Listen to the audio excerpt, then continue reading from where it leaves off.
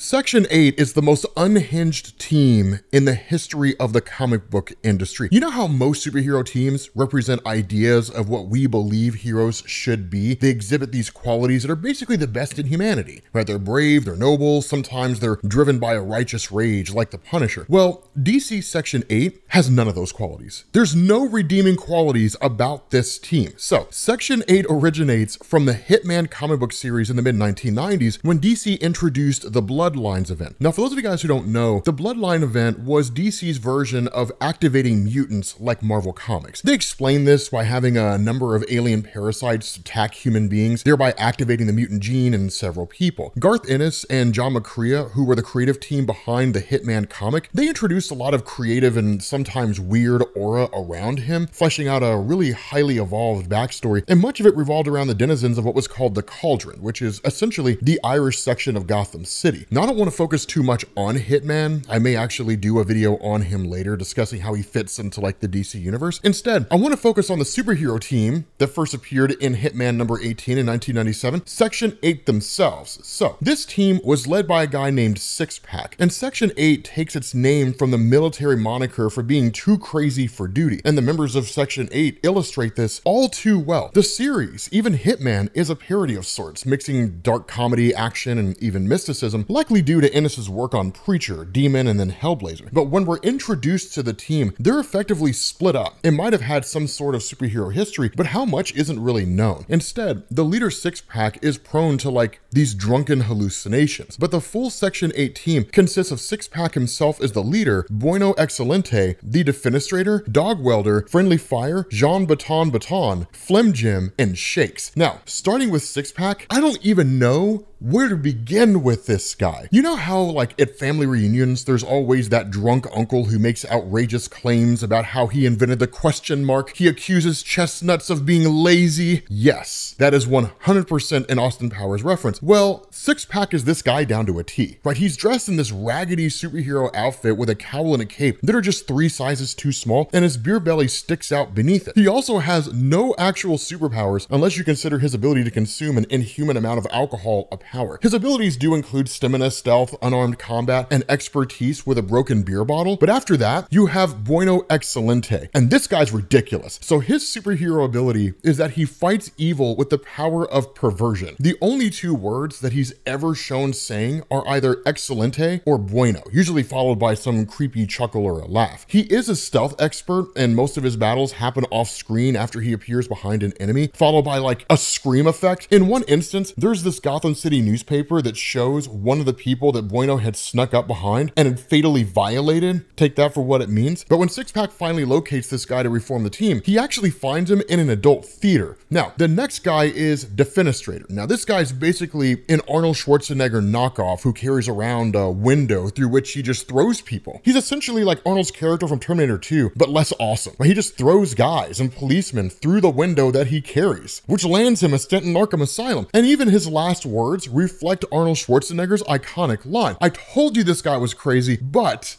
this is the point when we come to the most iconic character on Section 8, a guy named Dog-welder. So Dog-welder fights crime by welding dead dogs to criminals' faces, hence the reason why he has the name. He never speaks. He lives in an alley and sets traps for stray dogs, and he actually surprises criminals by welding dogs to their faces directly, right? The reader never really gets to see who he actually is, and we never get to learn his name, because his face is always just covered by a welding helmet. He is the only Section 8 character not completely created by Garth Ennis and McCrea. In fact, Steve Dillon, who was a long time Ennis collaborator, came up with the concept of Dog-welder. But despite the messed up origin, Dog-welder actually won Wizard's Best New Comic Book Character in the year 1997. But following this, we go into the next member of the team, who is Friendly Fire. And this guy would easily be the most powerful member of the group, except for the fact that he has bad aim and is always really nervous, meaning that more often than not, his shots end up hitting his allies instead of his enemies. His superpower is flame control, which he can shoot from his hands, but he eventually actually meets a tragic end at his own hands, accidentally shooting himself in the face with his flame-controlled powers in Section 8's final battle.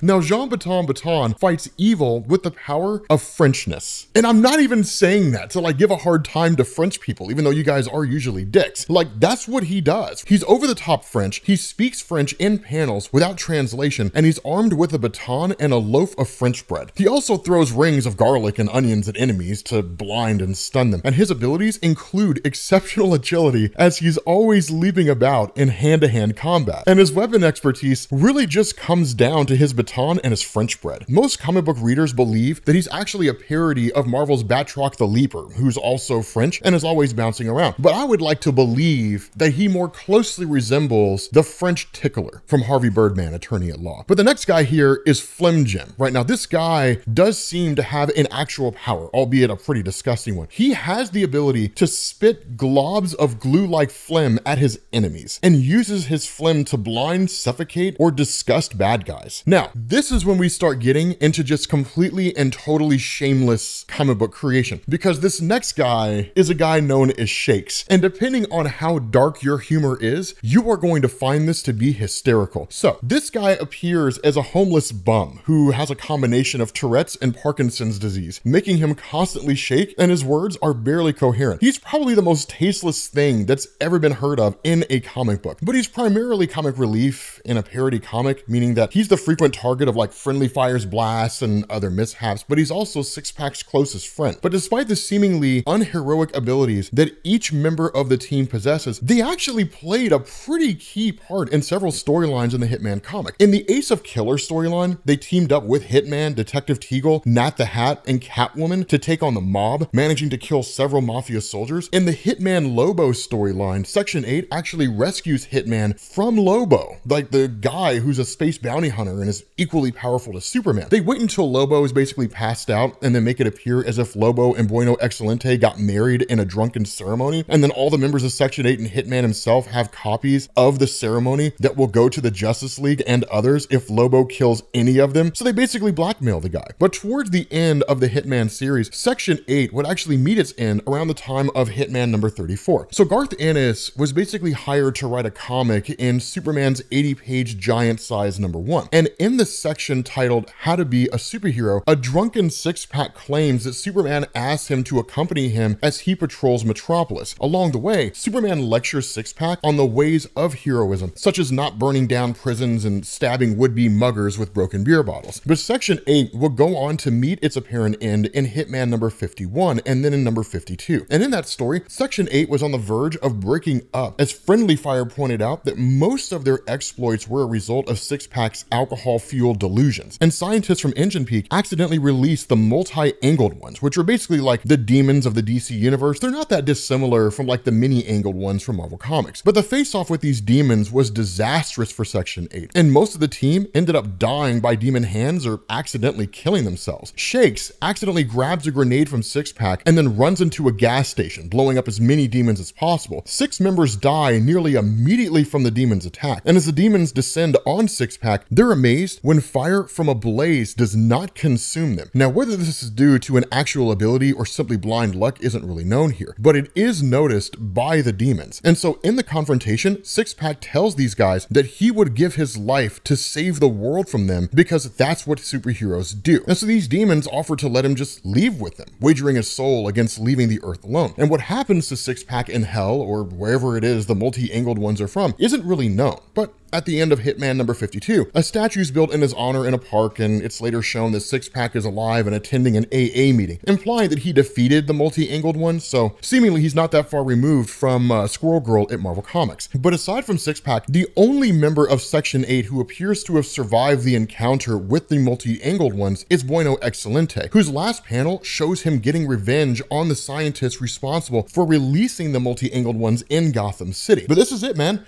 This is Section 8 from DC Comics, right? These guys were nuts. But let me know what you all think down in the comments section. Should we cover more stuff like this, right? Just shameless superheroes? And I'll catch you all later. Peace.